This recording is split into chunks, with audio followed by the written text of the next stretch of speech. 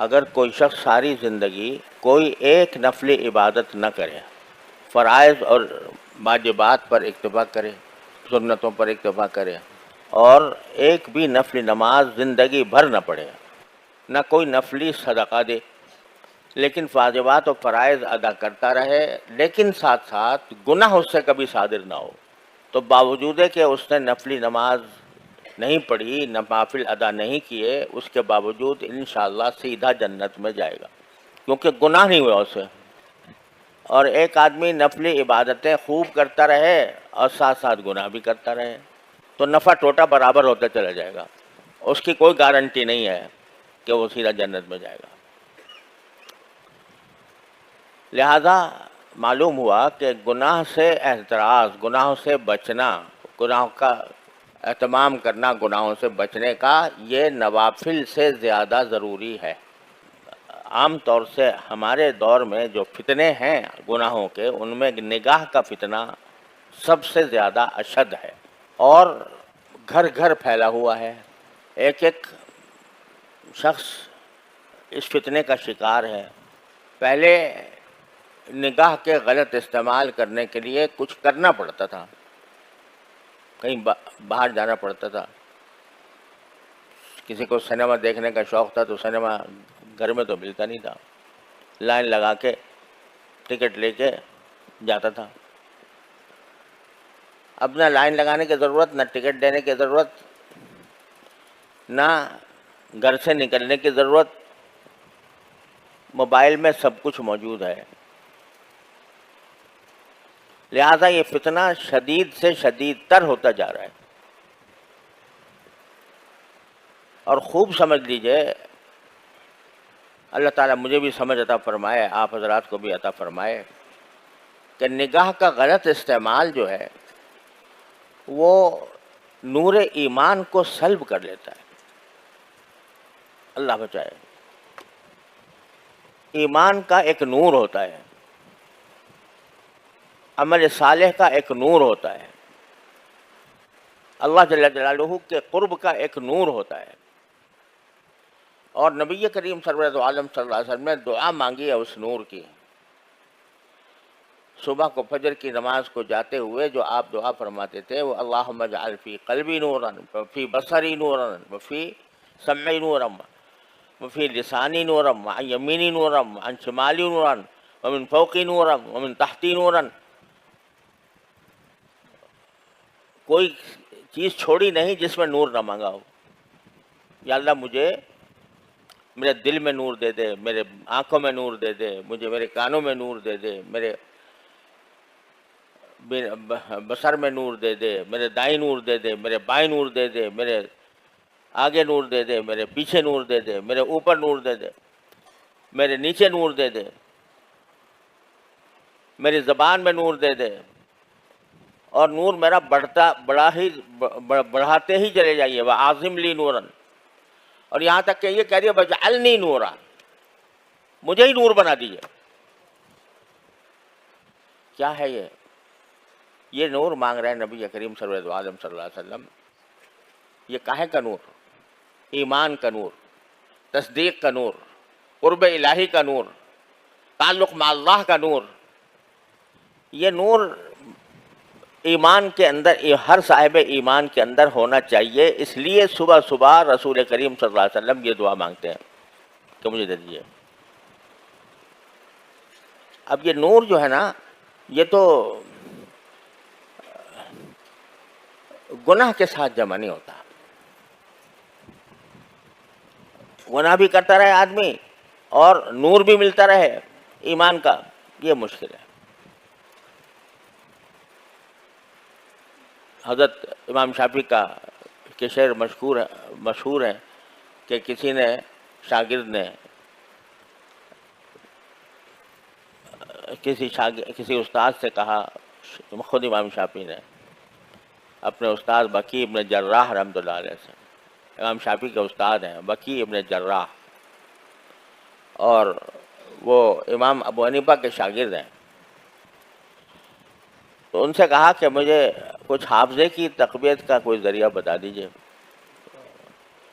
کیونکہ مجھے بہت سی باتیں پڑھتا ہوں یاد نہیں رہتی.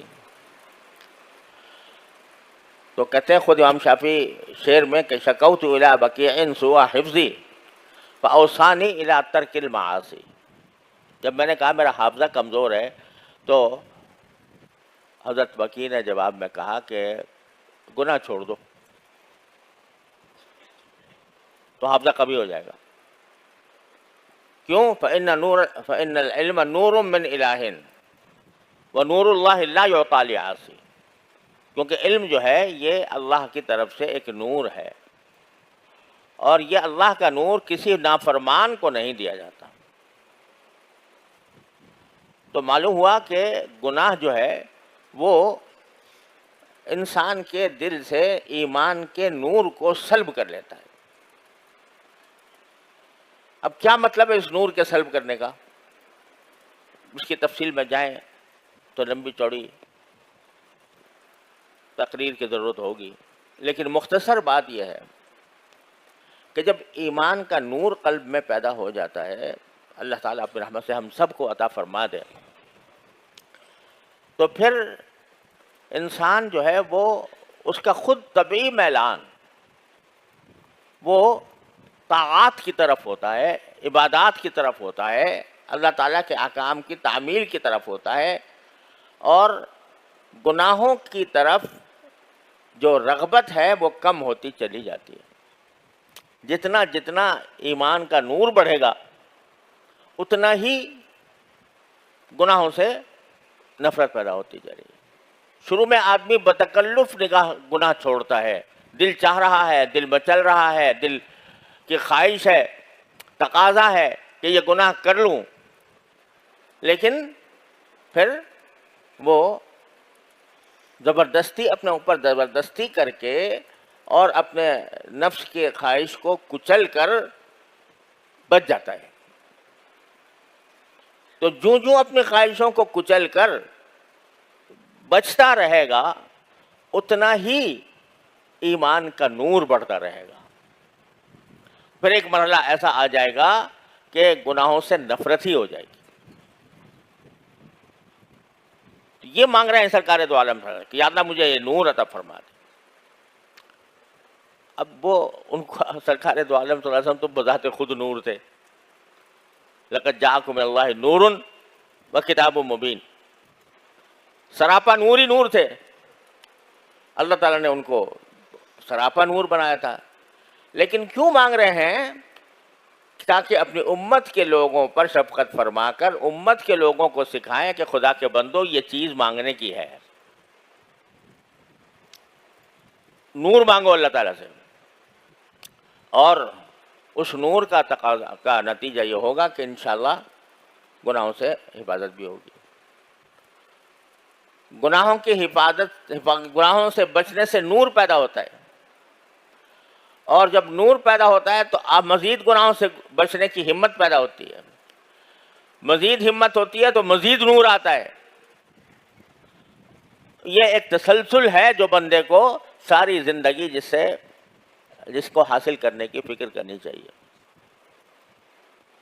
تو میں عرض یہ کر رہا تھا کہ نگاہ کے غلط استعمال سے کیا ہوتا ہے کہ یہ نور ایمان جو اللہ تبارک و تعالیٰ نے عطا فرمایا بندے کو، اس سے محرومی ہو جاتی.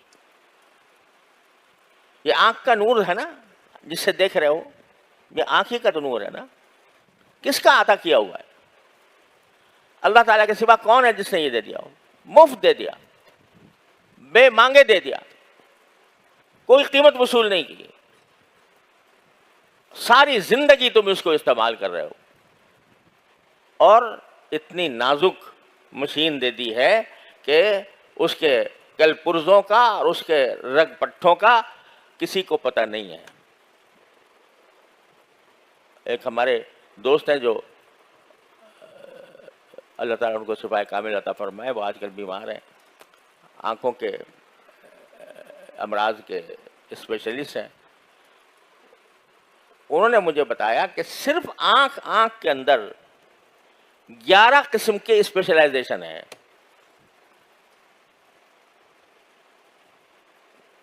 اس چھوٹی سی آنکھ کے اندر جو کائنات بنائی ہے اللہ تعالیٰ نے، اس کائنات کے جو اب تک 11 قسم کے مختلف لوگ ہوتے ہیں، جو کوئی ایک چیز کا اسپیشلسٹ ہے، کوئی دوسری چیز کا اسپیشلسٹ ہے، کوئی تیسری چیز کا اسپیشلسٹ ہے، 11 قسم کے اسپیشلسٹ ہوتے ہیں. اور جب ذرا سی کوئی کھٹک ہو جائے آنکھ میں، کوئی تنکا پڑ جائے، پھر دیکھو کیا بے چینی ہوتی ہے. اگر بینائی خدا نہ کرے کسی وقت اس میں کمی آ جائے تو انسان ساری دنیا کی دولت لٹانے کو تیار ہو جاتا ہے کہ یہ میں لٹا دوں لیکن میری یہ بینائی واپس آ جائے. بے مانگے مفت دے رکھی ہے اللہ تعالیٰ نے ساری زندگی، پیدائش سے لے کر مرتے دم تک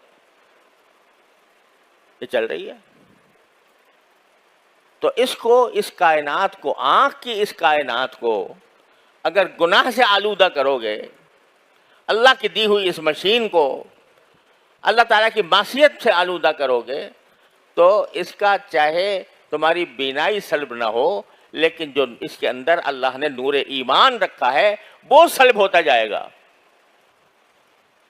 جب وہ سلب ہو جاتا ہے تو اللہ بچائے انسان کی مت الٹ جاتی ہے. وہ برے کو اچھا اور اچھے کو برا سمجھنے لگتا ہے. گناہ کی ایک خاصیت یہ ہے، خوب یاد رکھنے چاہیے، اللہ تعالی ہم سب کی حفاظت فرمائے. گناہ کی ایک خاصیت یہ ہے کہ انسان کی عقل خراب ہو جاتی ہے اور وہ غلط کو صحیح اور صحیح کو غلط سمجھنے لگتا ہے، اچھے کو برا، برے کو اچھا سمجھنے لگتا ہے. اسی لیے قرآن کریم میں فرمایا ان تتقوا اللہ یجعل لکم فرقانا. اگر اللہ سے ڈرو گے، اللہ سے ڈرنے کے معنی کیا ہے کہ اللہ کے احکام پر عمل کرو گے، اللہ نے جن گناہوں سے بچنے کی تلقین فرمائی ہے ان سے بچو گے، تو یجعل لکم فرقانا، اللہ تعالیٰ تمہیں حق و باطل میں فرق کرنے کا معیار عطا فرما دیں گے، عقل صحیح کر دیں گے تمہاری. اللہ بچائے جب عقل الٹتی ہے تو کوئی انتہا نہیں ہے اس کی. آپ لوگ سب جانتے ہیں کہ وہ لوگ جنہوں نے چاند پر سیارے اڑا دیے، چاند تک اپنی مشین پہنچا دی، جو مریخ کا شکار کرنے کی فکر میں ہے، جنہوں نے ایسی ایجادات کر دی کہ عقل حیران ہو جاتی ہے، دنگ ہو جاتی ہے. کمپیوٹر نے کیا انقلاب برپا کر دیا، آرٹیفیشل انٹیلیجنس پیدا کر دی، کیا کچھ کر دیا. لیکن یہ سب کرنے کے باوجود، یہ ساری ذہانتوں کے باوجود، جب معاملہ آتا ہے جنسی تعلقات کا تو ایسا معلوم ہوتا ہے کہ بھیڑیے اور گدھ اور بدترین درندے بھی ان سے بہتر ہیں، ہے کہ نہیں؟ اور وہ اس کے لیے دلائل پیش ہو رہے ہیں، اس کے لیے عقلی دلائل پیش کیے جا رہے ہیں، اس کا فلسفہ بیان کیا جا رہا ہے، ساری دنیا میں اس کی تشہیر کی جا رہی ہے، ہم جنس پرستی کی. کیا ہوا؟ یہ ہوا کہ عقل خراب ہو گئی، مت الٹ گئی. کیوں الٹ گئی؟ اس لیے کہ جب فسق و فجور میں بڑھتا چلا گیا تو اللہ نے چل تو بھی دیکھ، تو کتے بلی سے زیادہ تیری حماقت اور تیری بے عقلی کتے بلی سے زیادہ ہو جائے گی. تو گناہ جو ہے وہ جہاں گناہ عذاب کا اللہ بچائے مستوجب ہوتا ہے، وہاں اس کی ایک خاصیت یہ ہے کہ مت الٹی کر دیتا ہے. وَمَن يُضْلِلِ اللَّهُ فَلَا هَادِيَ لَهُ، جسے اللہ گمراہ کر دے اس کو کوئی ہدایت نہیں دے سکتا. تو اللہ تعالیٰ زبردستی ظلمن تو گمراہ نہیں کرتا کسی کو. اللہ تعالیٰ تو ہدایت کا پیغام دیتا ہے، ہدایت کے راستے بتاتا ہے، گمراہ تو نہیں کرتا. گمراہ کرنے اللہ تعالیٰ کو شوق نہیں ہے گمراہ کرنے کا. ما یفعل اللہ بعذابکم ان شکرتم وآمنتم، اللہ تعالیٰ خود کہتا ہے تمہیں عذاب دے کے میں کیا کروں گا اگر تم شکر گزار بنو اور ایمان کے تقاضوں پر عمل کرو.